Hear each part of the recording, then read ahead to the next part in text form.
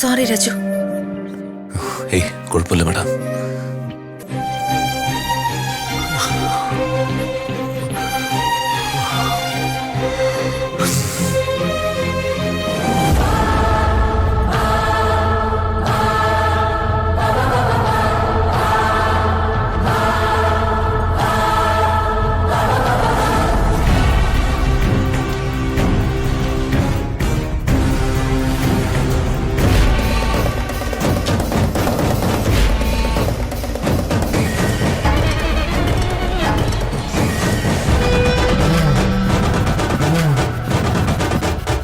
Excuse me. ഇവിടെ AC ഒന്ന് കുറയ്ക്കാൻ എന്താ ചെയ്യേണ്ടത്? റിസപ്ഷനിൽ പറഞ്ഞാൽ മതി. ആ ശരി.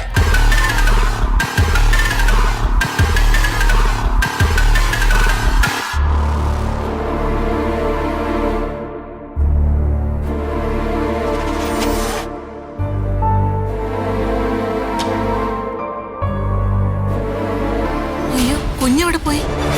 അയ്യോ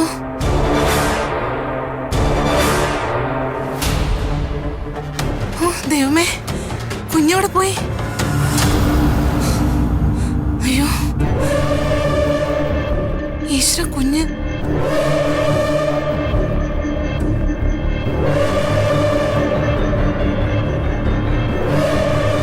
അയ്യോ കുഞ്ഞിനെ കാണുന്നില്ല. ഡോക്ടർ, എന്താ സിസ്റ്റർ? റൂമിൽ കുഞ്ഞില്ല. എന്താ എന്താ കുഞ്ഞില്ലെന്നോ? സിസ്റ്റർ എന്തൊക്കെയാ പറയുന്നത്? സിസ്റ്റർ ഉറക്കപ്പിച്ചിലാണോ? നേരെ ചെന്ന് നോക്കിട്ട് പറയും. വെറുതെ ബാക്കിയുള്ളൊരു ടെൻഷൻ എടുപ്പിക്കില്ലേ? അയ്യോ സത്യമായിട്ടും കുഞ്ഞില്ല. ഞാൻ പോലീസിനെ വിളിക്കാൻ പോവാ. ഇത് വലിയ പ്രശ്നമാവും. എന്റെ പണി പോകുന്ന കേസാ.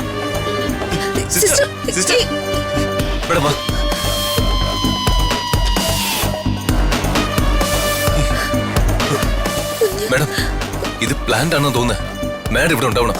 ദിവ്യക്ക് ഒരു കുഴപ്പം വരരുത്. ഞാൻ പോയി അന്വേഷിച്ചിട്ട് വരാം. രാജു,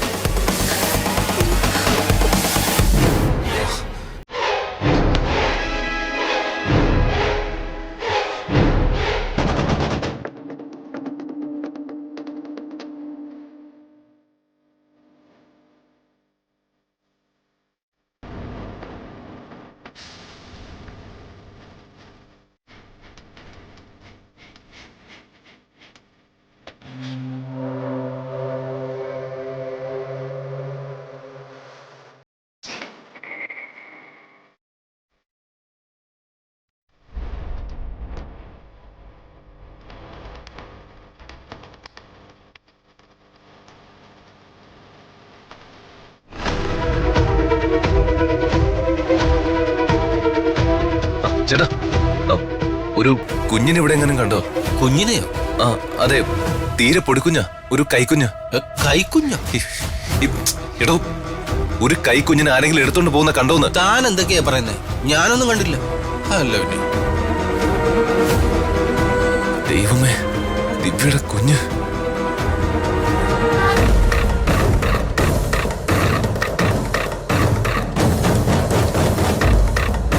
അമ്മേ, ആ കുഞ്ഞിനെ അമ്മ എടുത്തു കാണുമല്ലോ അല്ലേ? ഇവന്മാരെന്താ ഫോൺ വിളിച്ചിട്ട് എടുക്കാത്തെ? അമ്മയ്ക്ക് വേറെ നല്ല ആൾക്കാരെ എങ്ങനെ ഏൽപ്പിക്കാൻ പാടില്ലായിരുന്നു? ഇവന്മാർക്കൊന്നും തീരെ ഉത്തരവാദിത്വമില്ല. എന്തിനും ഏതിനും നീ ഇങ്ങനെ എടുത്തു ചാടി എങ്ങനെയാടാ? കുറച്ചൊന്ന് സമാധാനപ്പെട്. ഏതായാലും നിന്റെ ബോംബെക്കാരെ പോലെയൊന്നും അല്ല ജയ്സൺ. അവനൊരു കാര്യം ഏറ്റിട്ട് പോയിട്ടുണ്ടെങ്കിൽ അത് നടത്തിയിട്ടേ വരൂ.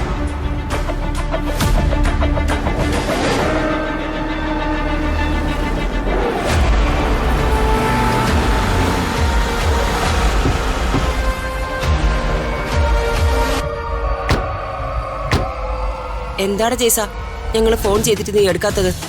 ഒന്നും പറയണ്ട അംബിക മാഡം. ആ കുഞ്ഞിനെ അവളുടെ റൂമിൽ നിന്ന് പൊക്കാൻ ഞാൻ ഇത്തിരിയൊന്നും അല്ല പാടുപെട്ടത്. അപ്പോ കുഞ്ഞിനെ നിങ്ങൾ എടുത്തോ? പിന്നെ എടുക്കാതെ? ഈ ജെയ്സൺ ഒരു കാര്യം ഏറ്റാ അത് നടന്നെന്ന് വിചാരിച്ചാ മതിയെന്ന് അംബിക മാഡത്തിന് അറിയാവുന്നല്ലേ? പിന്നെ അത് ഞാൻ ഇവനോട് പറയായിരുന്നു. അപ്പോഴാ നിങ്ങൾ വന്നത്. കാശ് ഞാൻ പറഞ്ഞതിലും കുറച്ചധികം കൂടെ ആവും. ഒരു പോലീസുകാരനായിട്ട് ഏറ്റുമുട്ടേണ്ടി വന്നു. പോലീസോ? പറഞ്ഞു കൊടുക്ക് സുനിലേ. കുഞ്ഞിനെ ലേബർ റൂമിൽ നിന്ന് എടുത്തോണ്ട് ഞങ്ങൾ ആശുപത്രിയുടെ മുന്നിലേക്ക് ഇറങ്ങിയതും അവിടെ ഒരു പോലീസുകാരൻ, ഒരു SI, 6 അടി പൊക്കവും ഒത്ത വണ്ണവും കൊമ്പ മീശയായിട്ട് ഒരു 1.5 കടാകടിയനായ മനുഷ്യൻ. എന്നിട്ട് ജെയിംസ് അണ്ണനും ആ പോലീസുകാരനായിട്ട് ഒരു 10-15 മിനിറ്റ് നിർത്താതെ ഉള്ള ഇടി. ഹോ, ഇടിയെന്ന് പറഞ്ഞാലേ കണ്ടു നിന്നവരൊക്കെ കിടുങ്ങിപ്പോയെന്നേ. ആ മതി മതി, തനിക്ക് കാശ് എത്രയാന്ന് വെച്ചാൽ ഞാൻ തരാം. ആദ്യം തന്നെ ആ കുഞ്ഞെവിടെയാണെന്ന് പറ. കുഞ്ഞിനെയൊക്കെ തരാം, ആദ്യം പറഞ്ഞ കാശെടുക്ക്. ജയ്സ, നിനക്കെന്താ എന്നെ അത്രയ്ക്ക് വിശ്വാസമില്ലേ? കാശ് എത്രയാണെന്ന് വെച്ചാൽ നിനക്ക് ഞാൻ തരാം. പണി തീർന്നിട്ടില്ല, ഇനിയും പണിയുണ്ട്. കുഞ്ഞിനെ കണ്ട് ബോധ്യപ്പെട്ട് നിന്റെ കയ്യിൽ തന്നെ ഞാൻ അതിനെ തന്നുവിടും. നിനക്കതിനെ വിറ്റ് കാശാക്കുകയോ എന്താന്ന് വെച്ച ചെയ്തോ. ആണോ? അതേടാ, കുഞ്ഞിനെ കൊണ്ടുപോകുന്നതിന് വേറെ കാശ് ഞാൻ തരാം. നീ ആദ്യം കുഞ്ഞിനെങ്ങി എടുക്ക് ജയ്സ. സുല്ലേ, കുഞ്ഞിനെ എറാ. ശരിയേട്ടാ.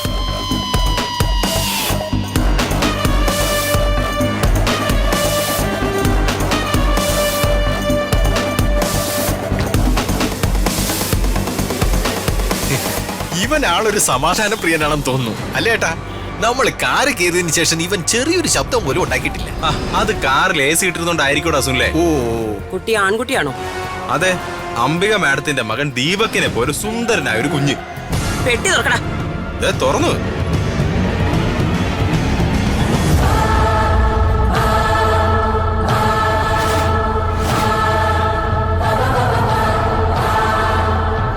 അവന്മാരൊരു കുഞ്ഞ്. എടാ, ഇതാണോടാ ദിവ്യ പ്രസവിച്ച കുഞ്ഞ്? ഞങ്ങൾ എടുത്തോണ്ടപ്പോ ഇതിൽ കുഞ്ഞായിരുന്നു മാഡം. എവിടുന്ന് കിട്ടിയമ്മേ മണ്ടന്മാരെ? സത്യമായിട്ട് ഞങ്ങൾ ഇതെടുത്തപ്പോ മനുഷ്യ കുഞ്ഞായിരുന്നു. അയ്യോ സാറേ, ഞങ്ങളൊന്നും ചെയ്യലേ. അയ്യോ സാറേ, ഹോസ്പിറ്റലിൽ വെച്ചത് മാറിപ്പോയത് ഞങ്ങൾ അറിഞ്ഞില്ല. സാറേ സുല്ലേ, വേണം നമുക്കൊന്ന് ഹോസ്പിറ്റലിൽ നോക്കിട്ട് വാ. ദീപക്കേ, എടാ, നീ ഇങ്ങനെ കിടന്ന് അലറിയിട്ട് എന്താ കാര്യം? പിന്നെ ഞാൻ എന്ത് ചെയ്യണം? അവന്മാര് പോയിട്ടില്ലേ? അവന്മാര് കണ്ടുപിടിച്ചോണ്ട് വരും. പിന്നെ ലോകത്തെങ്ങും വാടക ഗുണ്ടകൾ ഇല്ലാത്ത പോലെ അമ്മയ്ക്ക് എവിടുന്ന് കിട്ടിയ മണ്ടന്മാരെ? എടാ, എന്നെ കൊണ്ടൊന്നും പറയിപ്പിക്കണ്ട. എടാ, ദീപക്കേ.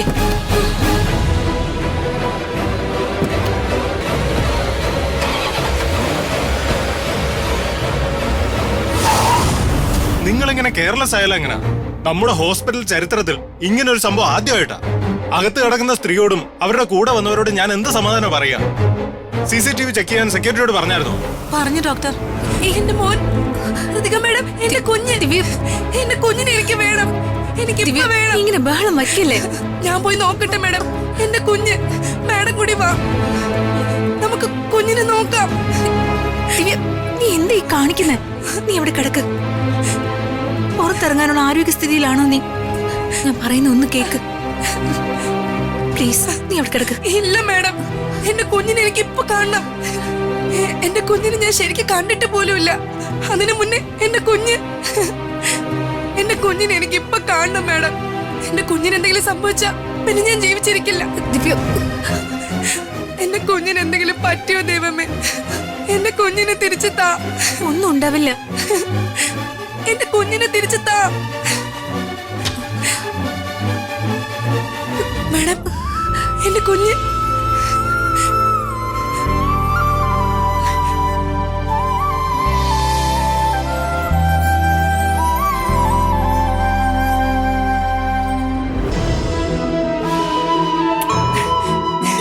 എന്റെ കുഞ്ഞ്.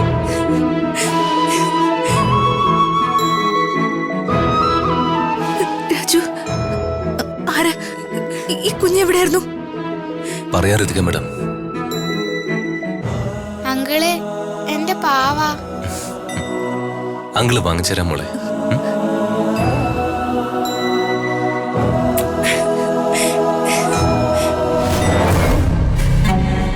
നീ ഇതെവിടെ ആയിരുന്നടാ? അണ്ണ, ഞാൻ അണ്ണനെ തിരക്കി വന്ന് അവന്റെ മുന്നിൽ ചെന്ന് വിട്ടു. എന്നിട്ട് പിന്നെ ഭാഗ്യത്തിന് അവന്റെ മുന്നിൽ നിന്ന് രക്ഷപ്പെട്ടത്. എന്തോ ഭാഗ്യം. എടാ, ഞാൻ നിന്നോട് കാർ സ്റ്റാർട്ട് ചെയ്ത് വെയിറ്റ് ചെയ്ത് നിൽക്കാനല്ലേ പറഞ്ഞു? ഇങ്ങോട്ട് വരാൻ പറഞ്ഞു ഞാൻ. അത് പിന്നെ അണ്ണ ലേറ്റ് ആയപ്പോ യവനെ എന്നെ കൊണ്ടൊന്ന് പറയിപ്പിക്കണം. പോ. അയ്യോ അണ്ണ, പോലീസ്. നീ എന്തെങ്കിലും പറഞ്ഞ് ഒഴിവാക്ക്. പോ.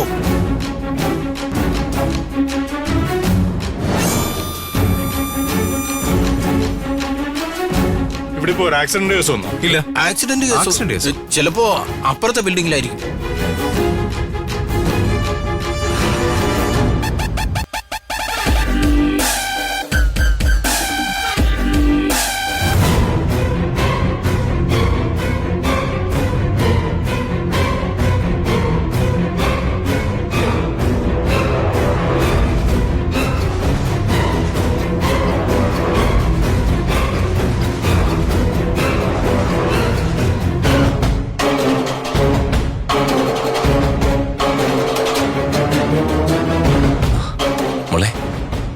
അമ്മയ്ക്ക് ഈ പാവ തരൂ.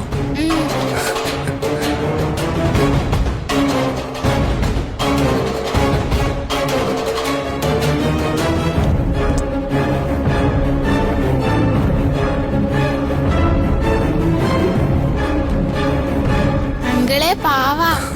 അങ്കിളിന്റെ കൂടെ വാ.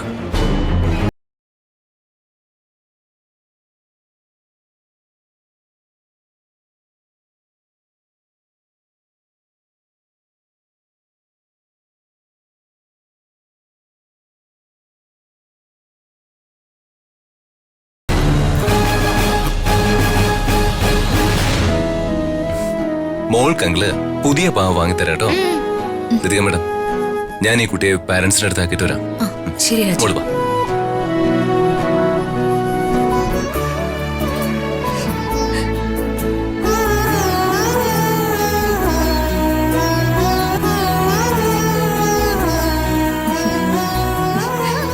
സന്തോഷായില്ലേ? അമ്മേ, ജെയ്സനെ വിളിച്ചോ? വിളിച്ചടാ. ആ കുഞ്ഞിന്റെ അടുത്തുനിന്ന് രാജുവും ഋതികവും മാറിയാലല്ലേ അവൻ ആ കുഞ്ഞിനെ എന്തെങ്കിലും ചെയ്യാൻ പറ്റൂ. കുഞ്ഞ് ജനിച്ച് ഇന്ന് ഈ നിമിഷം വരെ രാജുവോ ഋതികയോ ഉറങ്ങിയിട്ട് പോലുമില്ല. ദിവ്യയുടെ കുഞ്ഞിനെ കൊണ്ട് എന്റെ ജീവിതം തുലയ്ക്കണമെന്ന് തീരുമാനിച്ചിറങ്ങിയിരിക്കുകയാണ് രണ്ടും. ആ കുഞ്ഞിന്റെ കാര്യത്തിൽ ഒരു തീരുമാനമാക്കിയതിനു ശേഷം രണ്ടിനെ എനിക്കൊരു പാഠം പഠിപ്പിക്കണം അമ്മേ. നീ ധൈര്യമായിട്ടിരിക്കും മോനെ. നീ ഭയപ്പെടുന്നത് പോലെ ഒന്നും സംഭവിക്കില്ല. കൈക്കുഞ്ഞിനെ നോക്കി എത്ര ദിവസം രാജുവും ഋതികയും ഉറക്കമൊഴിഞ്ഞിരിക്കും. അവരുടെ കണ്ണൊന്ന് തെറ്റിയ ജെയ്സൺ ആ കുഞ്ഞിനെ പൊക്കും, അതുറപ്പാ. ദിവ്യയും കുഞ്ഞും ആശുപത്രിയിൽ നിന്ന് ഡിസ്ചാർജ് ആവാൻ കുറഞ്ഞത് ഒരാഴ്ചയെങ്കിലും സമയമെടുക്കും. അതിനു മുൻപ് എല്ലാം നമ്മൾ പ്ലാൻ ചെയ്തതുപോലെ തന്നെ നടക്കും. പറ്റില്ല അമ്മേ, 5 ദിവസമൊക്കെ കാത്തിരിക്കുന്നത് അബദ്ധമാണ്. അമ്മാവന് അതിനു മുമ്പ് DNA സാമ്പിൾ കൊടുക്കാൻ വേണ്ടി എന്നോട് ആശുപത്രി പോവാൻ പറയും. അതോർത്ത് നീ പേടിക്കണ്ട. പ്രതാപനെ ഞാൻ ഡീൽ ചെയ്തോളാം.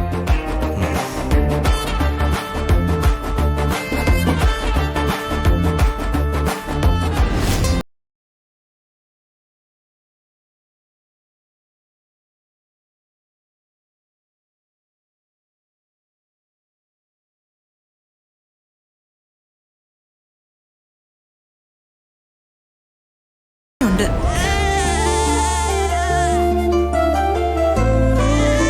ആ കണ്ണും മൂക്കും ദീപകിനെ പറിച്ചു വെച്ച പോലെയുണ്ട്. അല്ലേ ശേഖരേട്ടാ? അതെ.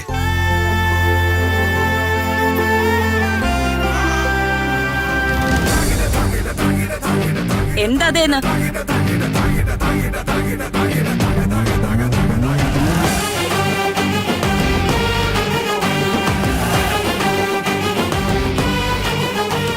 ജനിച്ച് മണിക്കൂറുകൾ പോലും ആയില്ല ആ കുഞ്ഞിന് എന്റെ മകന്റെ ചായ ആണെന്ന് എന്തടിസ്ഥാനത്തിലാ നിങ്ങൾ ഈ പറയുന്നേ?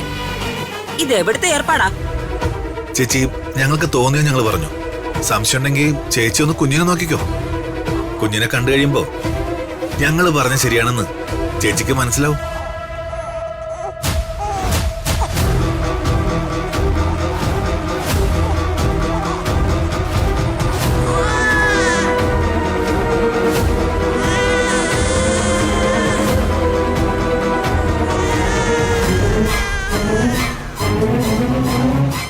ഏയ്, ഇത് ദീപകിനെ പോലെ ഒന്നും അല്ല ഇരിക്കുന്നത്.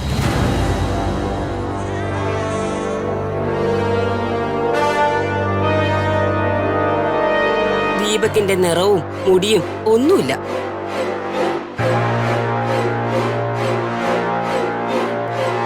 അത് വളർന്നു വരുമ്പോ നമുക്കറിയാലോ.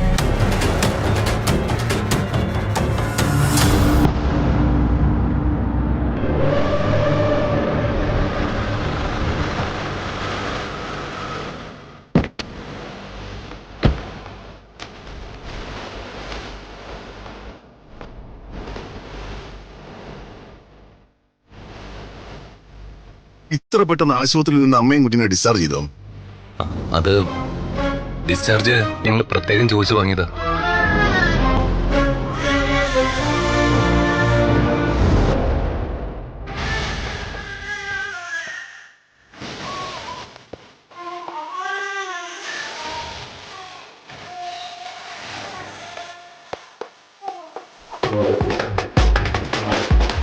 എന്തെങ്കിലും പ്രശ്നമുണ്ടോ? ഏയ് ഇല്ല വർമ്മ സാറേ. പ്രശ്നങ്ങളൊന്നും കുഞ്ഞിനുണ്ടാവാൻ പാടില്ലെന്ന് വിചാരിച്ചിട്ടാ ഞങ്ങള് വീട്ടിലേക്ക് ദിവ്യയും കുഞ്ഞിനെയും കൊണ്ടുവരാന്ന് വിചാരിച്ച.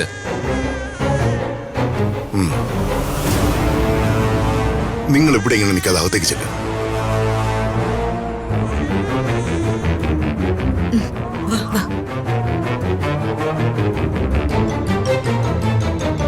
രാജു, ഈ വീട്ടിലുള്ള സൗകര്യങ്ങളൊക്കെ കുഞ്ഞിന് മതിയാവോ? സഹായത്തിനൊരാളും അത്യാവശ്യ സാധനങ്ങളൊക്കെ ഉടനെ എത്തും വർമ്മ സാറേ. അവരുടെ സേവനം 5 ദിവസം ലഭിക്കുമെന്ന് പറഞ്ഞുറപ്പിച്ചിട്ടുണ്ട്. ഗുഡ്. കുഞ്ഞിന്റെ DNA ആയി ബന്ധപ്പെട്ട കാര്യമോ? പ്രസവശേഷം കുഞ്ഞിന്റെ ബ്ലഡ് പല ടെസ്റ്റിനു വേണ്ടിയിട്ട് അവരെടുത്തു. കൂടെ DNA ടെസ്റ്റിനും കൂടി ഉള്ളത് അവരെടുത്തിട്ടുണ്ട്. പ്രതാപ, അതിന്റെയൊക്കെ ആവശ്യമുണ്ടോ? നീ ഒന്നുകൂടെ ഒന്ന് ആലോചിച്ച് നോക്കിയേ. DNA ടെസ്റ്റ് ചെയ്തതിന് ശേഷം ദീപക്കല്ല ദിവ്യയുടെ കുഞ്ഞിന്റെ അച്ഛനെന്ന് തെളിഞ്ഞ പിന്നെ നിങ്ങള് ദീപക്കിനെ സംശയിക്കുന്നത് വെറുതെ ആവില്ലേ?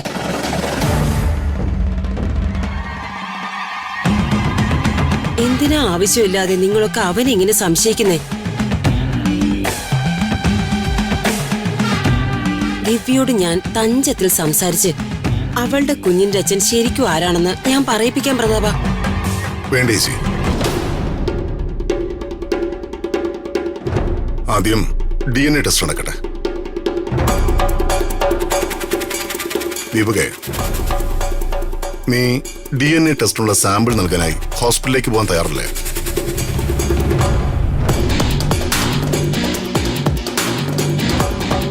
എന്താ, നിനക്ക് പേടിയുണ്ടോ? വേണമെങ്കിൽ നിനക്ക് ഞാൻ അവസാനമായിട്ടൊരു ചാൻസ് കൂടെ തരാം. നിനക്ക് തെറ്റ് പറ്റിയിട്ടുണ്ടെങ്കിൽ തുറന്നു പറയാൻ ഇപ്പോ ഒരു അവസരമുണ്ട്.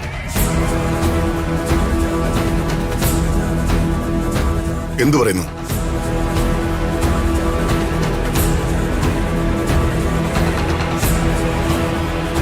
എന്തെങ്കിലും പറയാനുണ്ടെങ്കിൽ പറയുമോനെ. ഞാൻ DNA ടെസ്റ്റിനുള്ള സാമ്പിൾ കൊടുത്തിട്ട് വരാം. ശരി.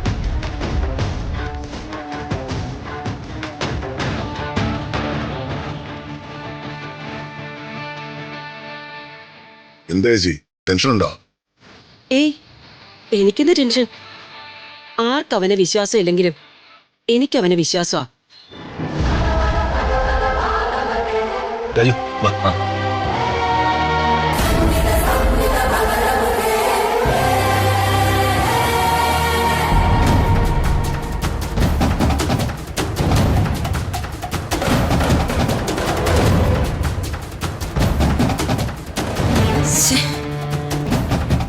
ദീപക്ക് കാരണം എല്ലാം കൈവിട്ട് പോവാണല്ലോ.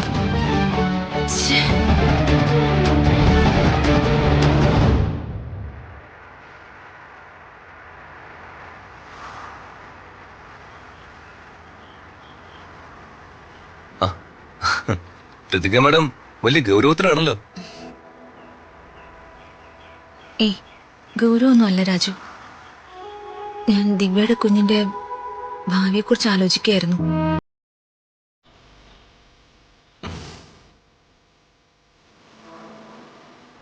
എന്തായാലും വർമ്മ സാർ ദീപകിനെ DNA ടെസ്റ്റിന് പറഞ്ഞു വിട്ടിട്ടുണ്ടല്ലോ.